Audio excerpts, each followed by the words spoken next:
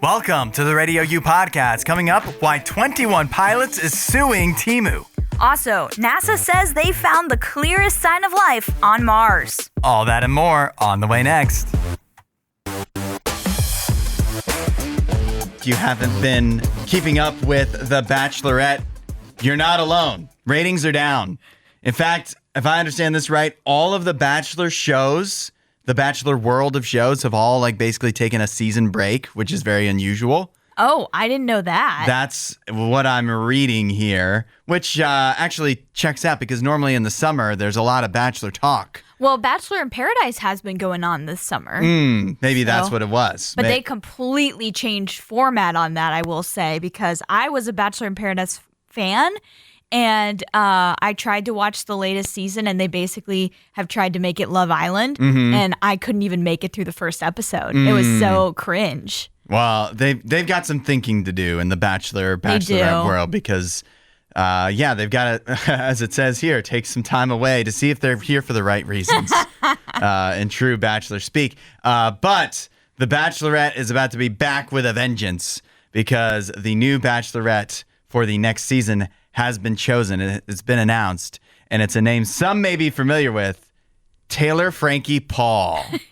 That's a name that sounds familiar to me, but I don't know exactly who this is. But apparently she's been on the ever popular reality show, The Secret Lives of Mormon Wives. Yes. I've never watched that show, but I have, my sister watches it, and I have some other people I know that have watched it before. Sparkle watches it. And Sparkle watches it because yesterday, if you were listening to Sparkle's show, she's on at middays here at Radio U. She mentioned this casting of Taylor Frankie Paul as the Bachelorette, and she's like, I'm not a Bachelor fan. She doesn't watch the Bachelor shows, which was surprising to me because, she loves Love is Blind just like me. But she said she didn't watch that, but this is reeling her in. Yeah, so the move to combine or cross over, collaborate with The Secret Lives of Mormon Wives, already paying dividends apparently for the Bachelorette. This is all confusing to me because, I guess every character on the show Secret Lives of Mormon Wives doesn't have to be a wife. But if she was a wife, she wouldn't really be on The Bachelorette. Right. Apparently, she's not married, obviously. Think she either got divorced or something happened where she's no longer in a relationship anymore. But I feel like it was a bad ending because it was really dramatic with cheating accusations or whatever on the guy. I don't think anything on her, but that's the slight little tidbit of knowledge I may have from this, but other than that, I am completely in the dark as for why she's on that show and not married. Well, it's really odd, too, because normally with the Bachelor shows, they would choose the next Bachelorette of the group of Bachelorettes that were on The Bachelor in the previous season, and so they're breaking from that tradition. Because it's just not working for them anymore. Yeah, that's it's starting to lose its luster, and so instead they have to seek their bachelorettes elsewhere. Taylor Frankie Paul says herself, she says she's had flings. She says, quote, I've had flings, but I've never had a roster. Oh. So here she goes. Okay. She's getting a roster. She's getting one. To say the least, when she goes on The Bachelorette. I don't know when the new season premieres, but sometime in 2026, it says. Okay, yeah. I feel like they usually they'll do The Bachelor first, The Bachelorette in the later half of the year. Bachelor in Paradise is a summer show. Have no idea when the Golden Bachelor's coming out. That should be coming soon. That's right, because we know who the new Golden Bachelor is, and people did not like him. No, because he said he didn't want to date old women. He said he wanted to date young women, which is why are you on the Golden Bachelor then? Oh, all the drama. It's kind of tempting me. It's kind of, this is what we need. We need chaos in these shows. Will you be watching? Let us know. 8772-RADIO-U. I've always wondered why people don't do this. Sincerely, this has crossed my mind so many times. Apparently they do. Walk in to hotels that have continental breakfasts, even though they're not staying there, and just eat the breakfast. Really? Yeah. Why did you want to do that? I didn't say I wanted to. You've just wondered why people haven't done it? Why people... My question has been since I was a child, I was thinking about this. Because you just walk down there. There's no security or whatever. You just walk down. You get scrambled eggs, whatever. Nobody's checking anything. And so I've always wondered, what is to stop somebody from the street from just wandering into a hotel and walking over to the breakfast and just taking some breakfast? And according to Reddit, there are people and content creators on TikTok that have done just exactly this. And there's really nothing to stop you. Why would a content creator want to do this? Just to test it? Yeah. To see if they could get away with it? Yeah. I feel like you don't watch the same like YouTube and TikTok as I. Oh, I definitely do not, clearly. But yeah, I haven't seen people testing this out. People will sneak into like soccer stadiums that are mobbed with security and try to stay there overnight. Yes. You don't think somebody would test out if they could get free food at a hotel breakfast? I mean, it hasn't crossed my mind to do this, but I'm not shocked that someone is trying to do something like that because people are, they're always willing and wanting to take advantage. Yeah. I mean, this is definitely stealing, but it does, and I'm not telling anybody to do this, but it also feels like at the very, very, very, the opposite of tippy top, the bottomy bottom of crimes because it's nearly victimless. If the food is not going to be eaten by the hotel guests, it will be thrown out. Mm-hmm. And so you're just a human garbage can, basically. Especially if you sneak in right before they're about to close the breakfast. Like, you're kind of doing a good thing in a way. Well, I'm sure if you maybe went up to a hotel employee and asked them, like, hey, is there any leftover breakfast? Mm-hmm. Some of them would probably say, yeah, you think so? Have some. I think so.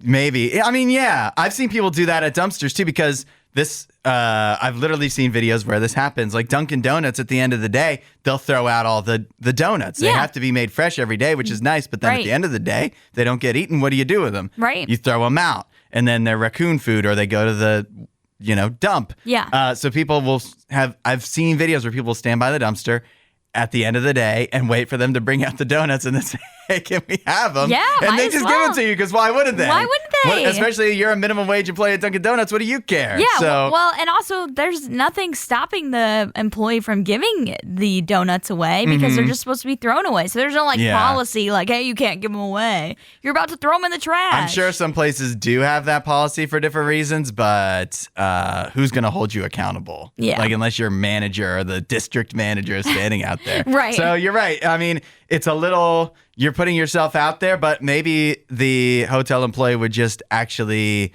kind of respect that you're being upfront about it instead of trying to sneak in. Instead of trying to steal, maybe ask for permission first, because more than likely, especially if it's at the end of the breakfast, and like you said, they're probably going to throw a lot of that stuff out. Or maybe some of the employees might be eating it, because a lot of people don't realize when you work at a restaurant or a cafe, the mess ups are yours. Yeah. The mess ups and any of the leftover food at the end of the night, that's all yours. Yeah. This is why they have to be careful. They have to hire good employees, because otherwise it's somebody that's just like, oh, shoot. There goes another sausage. Again, unfortunately, we live in a world where people are way too willing to, take advantage. Well, I guess this is, if you're ever really at the end of your rope, you know where to turn. This is an option. For his hotel breakfast. It makes sense. It's not like even the person at the front desk, even if they see you walk in, they don't know that you didn't just walk out a different door, that you aren't a guest, that walked out to a different door to their car. Stop giving people ideas, Hudson. I've thought about this for like 15 years. Why? Because it's always never, it's not that it's never made sense. It's just like, why? What is stopping somebody? It's actually just nice of the hotels that they offer this breakfast that anybody can have. They don't offer it to anybody. If you're just casual enough. They don't offer it to anybody. It's for those that are staying at the hotel. In Canada, if you're drunk, you're not allowed to drive. It's true here as well. I was going to say, I think that's pretty much the same everywhere. It's a good rule of thumb to follow. If you're drunk, don't drive. Even if it's a pink Barbie Power Wheels Jeep. Oh, yeah. That still counts. Still counts. It's a motorized vehicle. I mean, if you're in your own yard, maybe. You can't take that on the road. It's probably not roadworthy in the first place. A man in Prince George, British Columbia, Canada, was pulled over and ticketed after he was seen driving a pink Barbie Power Wheels Jeep down the street, 15th Avenue near Nicholson Street, at 9 a.m. and he was drunk, allegedly. Apparently, if I'm understanding this right, he already had a suspended license. Oh, boy. Which is probably why he was trying to skirt the rules. Yep. And drive the big Power Wheels Barbie Jeep. But that did not work. He was ticketed. Now he's received a 90-day driving prohibition for his actions. So if his license wasn't suspended before, it certainly is now. Yeah. It's crazy. Obviously, this is crazy to do any time of day. But the detail for me is that it was 9 a.m. Yeah. Like rush hour. Yep. Morning rush commute. hour. So he must have been like going all night and then realized, like, looked at the time. Oh, I gotta make it into work, eh? And well, it says here that he borrowed the Jeep from his roommates. They have a daughter. Okay. And so they have this, this little Barbie Jeep. And so he borrowed it from them. And he was planning to go get a Slurpee. Oh, he didn't even have to get to work. No, he was going to get a Slurpee. But the officer, they were just, I guess checking out traffic or whatever, saw this Jeep, and this Jeep was like in the road, apparently. And so she obviously thought it was a danger to other drivers and to this driver. And that's why she, stopped him and then found out, like, okay, this person has a suspended license, is clearly impaired. And so, yeah, they need to be stopped. Unfortunately, there's no video, but there is pictures. And this man, obviously, it's a grown man, too large to fit comfortably in a pink Power Wheels Barbie Jeep. But what makes it is like, his sunglasses. Yes. The wraparound sunglasses. He's got the wraparound baseball sunglasses. He looks like Danny McBride in Eastbound and Down or something like that. He totally looks like just it just looks amazing. Yeah, it's a wild image for sure. But I think it's better that this man is off the streets. He was clearly a danger to other drivers and to himself in this Barbie Jeep. Yeah, this is a reminder to everyone: if you drink, don't get behind the wheel. Not even the Power Wheel. Seems there's a new richest person in the world. Can we get him to donate to RadioU? Yeah, seriously. He probably wouldn't even notice. 8772 RadioU. Don't worry, the former richest person in the world, Elon Musk, is still around. He's just not the richest anymore. He's been surpassed by another name you may have heard of, but definitely not nearly as high profile as Elon Musk and some of the other multi-billionaires. It's Larry Ellison. Yeah, I've never even heard of this guy. It's a name that I've definitely heard before. I wouldn't have necessarily made the connection of what he is rich from. Yeah. Yeah. He is involved in Oracle, the company Oracle. Yep. And Oracle stock has risen quite a bit. It's had its largest single session surge in price since the dot-com boom, which would have been back around like the early 2000s or late 90s. Yeah. And so a huge boom for their stock, which means he's increased his wealth, Larry Ellison has, by more than $100 billion. Thanks to the roughly 1.16 billion shares he owns of Oracle. And that is enough with his other wealth to have him surpass Elon Musk in the Bloomberg Billionaires Index. Wow. What does this even mean? I mean, for us, it means absolutely nothing. We'll never sniff this type of money in our lives. So I don't think this really changes anything for us, but it's kind of crazy to me how like something like this with a stock boom can like shift so crazily the amount of wealth that one person has. Yeah. Like an increase of $100 billion. We were just talking about the Powerball, which was $1.7 billion. And we're like, that's so crazy. I can't even imagine that amount of money. And it's like in the matter of a day, this guy's wealth went up by $100 billion. It's just, it's impossible to even wrap my mind around those type of numbers. It definitely is a reminder that life's not fair. It really isn't. I wonder, like, this matters way less to you and I, but I wonder how much it matters to Larry Ellison and Elon Musk. Oh yeah. Like, is this going to be a tension point between them? They have to, like, when you're a billionaire, you have to run in the same circles, right? Run in the same circles. They've got to see each other together. at parties and have business deals that are going down between them. And so now does Elon Musk have like some kind of complex? Is this like motivation for him now? This has to be motivation for him because part of Oracle's success is AI driven. Mm-hmm. And that's really what Elon wants to get back into because he was kind of forced out of the ChatGPT stuff. Because that was something he started, OpenAI, with the other guy that is now the CEO for OpenAI and ChatGPT. They like started that together. And Elon, is no longer a part of that, but he wants to be, on the forefront of AI just in a different way. And so, yeah, I would imagine he probably is kind of upset about it. I'm trying to see if Elon Musk has reacted to this news at all on X, Twitter. I don't see anything. Yeah, I don't know why he would. What would he say? Congratulations for surpassing he's Elon me? Musk and he owns Twitter and he can't stop tweeting. Yeah. I mean, he's tweeted a bajillion times about other stuff, but not about this in the last 24 hours. I mean, a lot has happened within the last 24 hours. Yeah. So to be fair, this news probably got covered up. Yeah, I guess so. But Larry Ellison, I guess we should all congratulate him like he really needs it. I mean, if you're the richest person in the world, you deserve some recognition. Yeah. Even though we're all very jealous. Well, we know his name now because I definitely didn't know who Larry Ellison was. I knew what Oracle was, but I didn't know who he was. The rich get richer.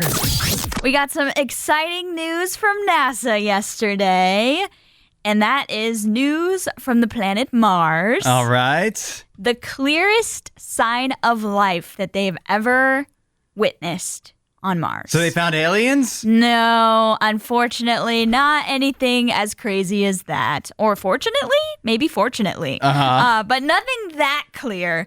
But they did find some pretty cool things. This is because of the Mars rover Perseverance. It has been kind of going around this crater that is in Mars, and it's been digging through what they call Sapphire Canyon, finding some different things to pull out and try and analyze. They really know how to name things to make it sound nice there. Yeah, they really do. It's not nice there, though. I know. It's deadly. Deadly to humans, that is. But this particular rock core named Sapphire Canyon has captivated scientists ever since Perseverance extracted it in July of 2024. And it's trying to help them determine if microbial life ever existed on Mars. Microbial life? Microbial life. So it's life on the micro level. So don't get too excited here. But hey, I mean, you told us it was exciting news. You literally started with this is exciting news. Any sign of life on a planet is exciting because as we've witnessed so far, there really haven't been any signs of life outside of right here on Earth because the conditions just aren't set up for that. So they have been looking and looking and looking, and this is the clearest sign. That's exactly what Sean Duffy said, who is the acting NASA administrator. He said that yesterday in this press conference. And basically, this sample that the Perseverance Mars rover got from Sapphire Canyon, it features tiny black spots that NASA scientists call poppy seeds or leopard spots. How did the poppy seeds get on Mars? Well, it's not actual poppy seeds. An alien left a bagel? No, it's not actual poppy seeds, but it kind of looks like that. But basically what their theory is that these features are pretty interesting, and it might be something that's like a chemical reaction that occurred at the time of them being deposited, which may mean that microbial life left them behind using organic compounds such as carbon, sulfur, or phosphorus. So that's I'm hearing a lot of could be's, maybes, might be's, and not is. Yes. I feel like, are we sure that they're not just kind of saying this to get some attention? They might be, But also that's how science works. It's always a could be or maybe because it's the scientific, method. Well, we have to test things before we can say with certainty. You can also say could be about a lot of things that aren't actually true and then start people talking about it. Right. Well, take it with a grain of salt. There's some Take it with a poppy seed. Yes. There's some signs here that maybe microbial life at one point was on Mars. But is it on Mars now? More than likely, no. I just realized there's no way they're just saying this to get attention, because if they did, they wouldn't be talking about microbial life. They'd be talking about something actually interesting. Yes, exactly. Something that the average everyday American actually cares about. Right. Well, this is not something that probably the average person would care about. So it must be real. Yes. The 21 Pilots is at the center of a lawsuit. I'm concerned this is, for some people, going to be like choosing between mom and dad. Oh. Because 21 Pilots is actually the ones doing the suing in this lawsuit. Uh-huh. They are suing Temu. Oh, this is a good thing. I'm definitely on 21 Pilots' side here. Temu, however they say it. I say it Temu, but I've heard it both ways. Then the commercials, they've literally said it both ways. Some say Temu. I don't even know. 21 Pilots suing Temu for copyright infringement, unfair competition, and misappropriation of likeness for basically, it says here, they accuse Temu of selling myriad of items that are counterfeit or blatant copies of their official merch. Yeah. Now, you understand, though, why this would be very tough for people to possibly decide whose side they're on. Why? Because, there's obviously 21 Pilots have a lot of devoted fans. They do. Fans that maybe are a bit frugal and so really want to, dress in the appropriate attire, have the right collector's items. So they want to buy it from Temu? So they can't afford it directly from the band, so they got to do the next best thing and go with Temu, who solves a problem for people, but they're not doing it in the right way. You and I agree. Yeah. I'm definitely on 21 Pilots' side here, but for a lot of people that feel like they just got a good deal on 21 Pilots merch, this is probably a little tough. Listen, I don't shame people for shopping at Temu. I've bought some stuff from them before.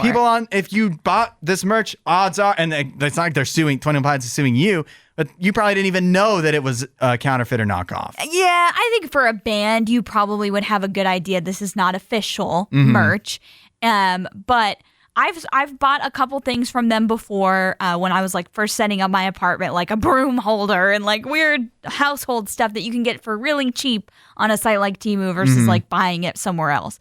But I will say Temu has had so many lawsuits against them by, artists, small creators, and small businesses for stealing designs and selling them at such cheap rates and undercutting a lot of small businesses and stuff. And so I'm not shocked that a band with the, amount of fans of 21 Pilots is also getting, cut off with, making fake merch and stuff by a site like Temu. They have some examples here. There's a official 21 Pilots t-shirt that was being sold for $35.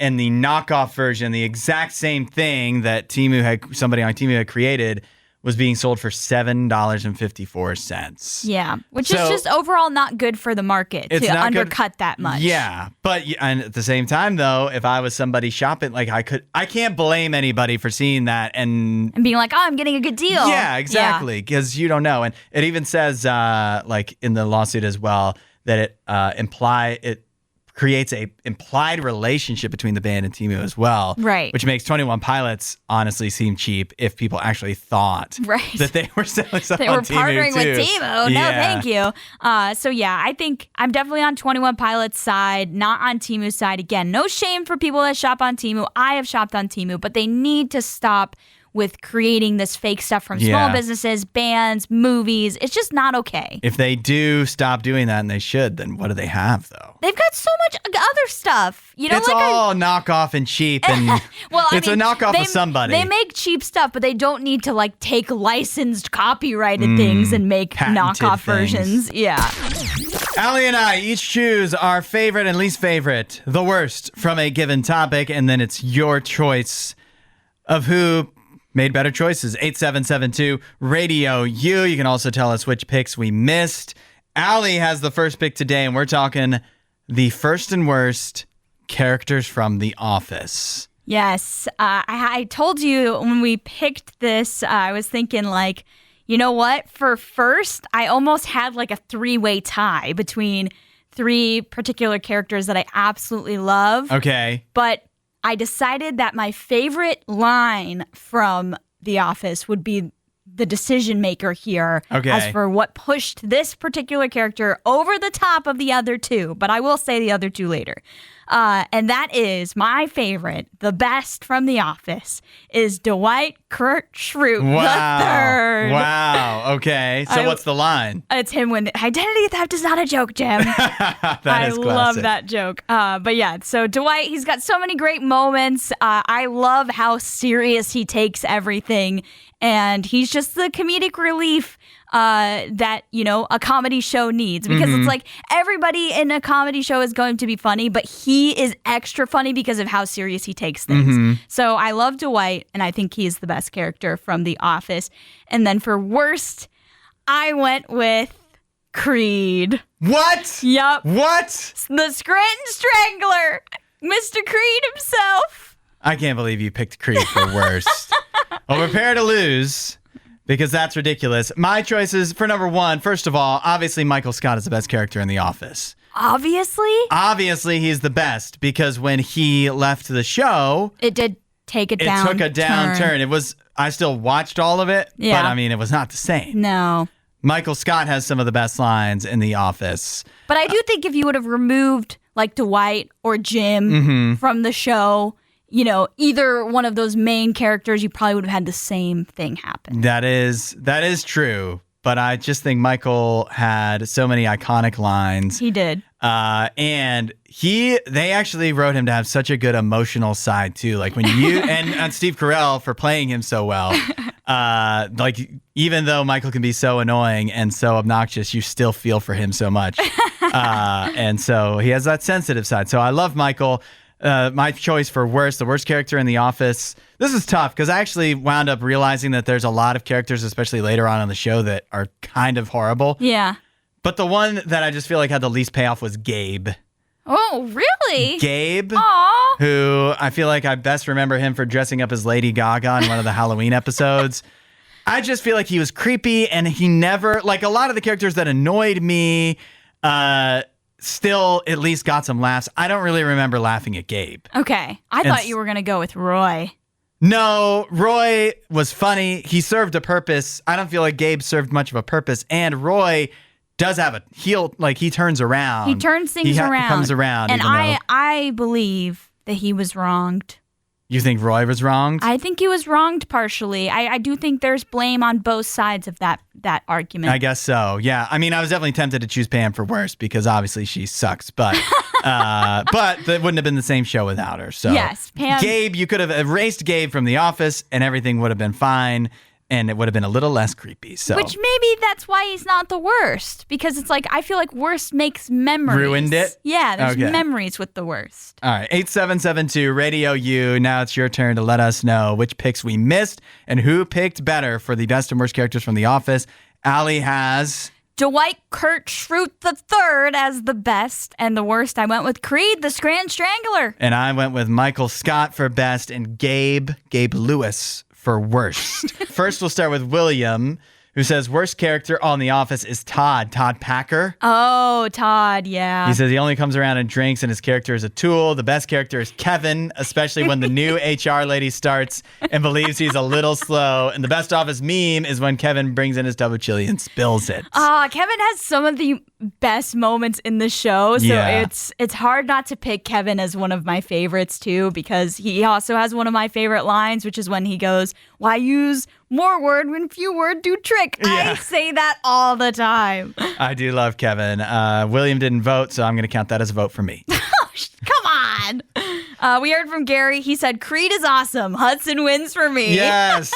I told you this off the air when we were deciding, when we kind of previewed the this first to worst, that I was gonna choose a controversial pick for my worst. I didn't tell you who it was yet, but there are people. I feel like Creed is a polarizing character. He has his fans and then he has his detractors. I'm just one of his detractors. I don't think he is polarizing. I think everybody loves him except for you. No, there's several people that voted for me. Because Nathan says, I can't believe you put Creed as the worst. He literally is the best. The crazy, quick, weird comments he made are my favorite lines. Sorry, but Hudson wins this one because of the Creed placement. And Nathan says his worst is Phyllis. Can't stand something. Something just isn't right about her. We heard from also my cousin Corey. He says David Wallace is hands down the best character. I do love David Wallace. I love the characters. I was also thinking about like Stanley and some of the other characters that are like the normal people. Yep.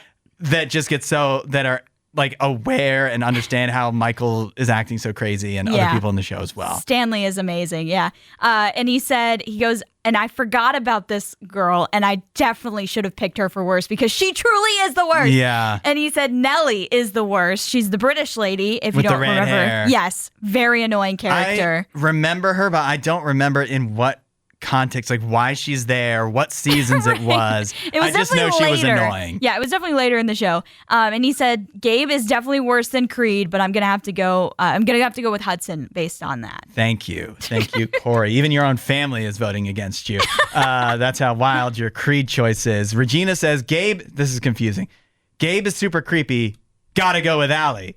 My choice for best is Jim, especially with his looks at the camera and pranks on Dwight. Yes. I feel like Jim is so identifiable. Like everybody feels like they once you watch Jim. The Office. Yeah, and I've had so many times in life where I feel like there's a camera that I'm looking at in reaction to somebody being like Dwight. Right, and it's like this is the Office moment. I feel that way too. Heard from Ryan, and he says, Allie, how can you put down my boy Creed? He says, I do think Dwight is the best and Pam is the worst. So he agreed with you about almost putting Pam, because you almost put Pam worst. I seriously considered it. But he's voting for me because Dwight is the best. That is, these last two votes are very confusing. They seem to be almost definitely agreeing with me, and then they vote for you. No, they're agreeing with me that Dwight is the best. Dwight is the trump card over here. Mindy says, I actually agree with both of you, but Gabe is worse than Creed, so I guess Hudson.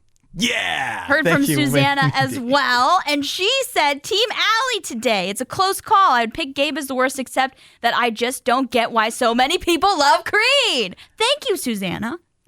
Chris says, our Chris that works here says, the best is Dwight Schrute. The worst is Kathy. Kathy?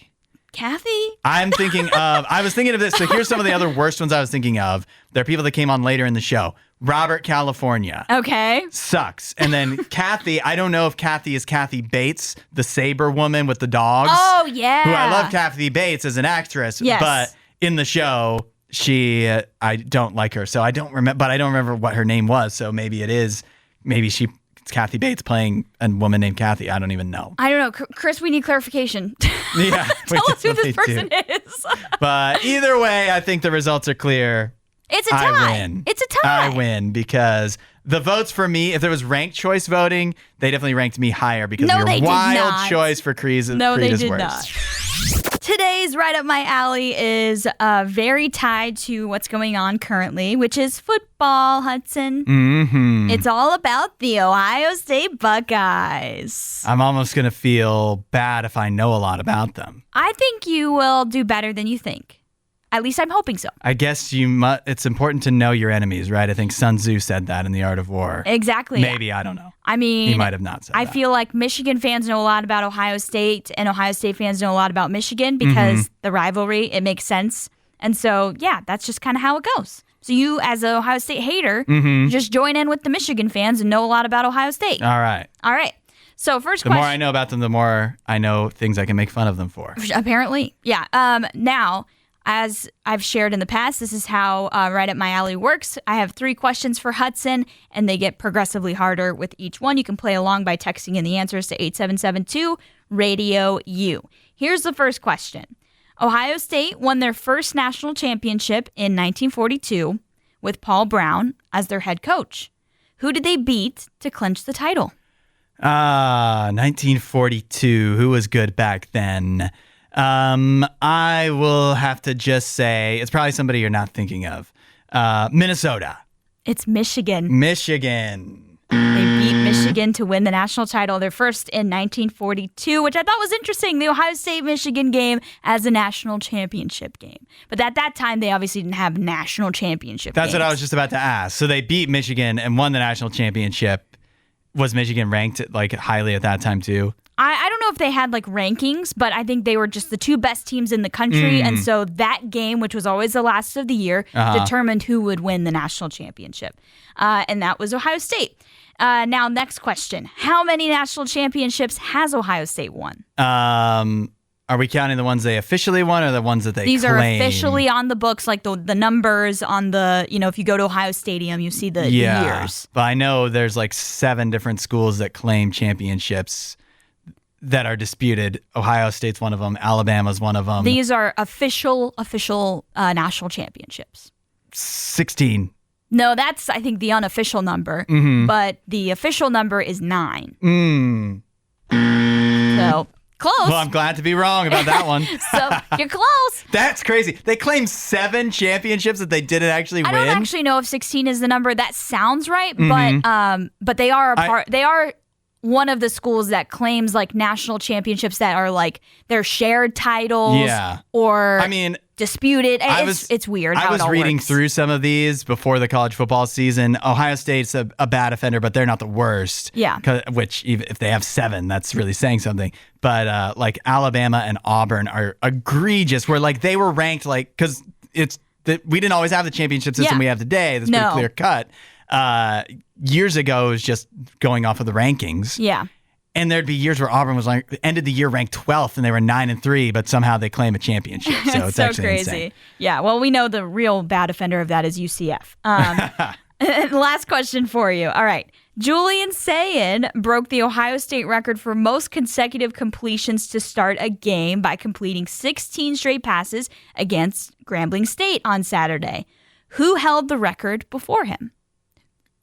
Craig Krenzel. No, that is an Ohio State quarterback, I know, so I'm glad you got that. I was just trying to pick somebody that you wouldn't think of. It was actually Will Howard. Wow. Will Howard. He had 14 straight to start the national championship game against Notre Dame. Oh, yeah. You'd think you'd remember that. Well, I mean, you watched that game, right? Yeah, of course. Yeah, so... You would think that would be fresh in everybody's minds. Yeah. But I feel like a lot of people would have gotten that wrong. I know. I was honestly surprised when I saw that Will Howard was the one who had the record before that. Yeah, but I mean, Craig Krenzel, impressive pull, right? That was a good name to pull out of my hat. He did win a national championship. Yeah. It was either him or I was going to guess Tate Martell. Is that his name? Tate Martell never started. I know. That just would have been funny to say. Where is he now? I don't know. Thanks for listening to the RadioU podcast. Don't forget to rate and review the show.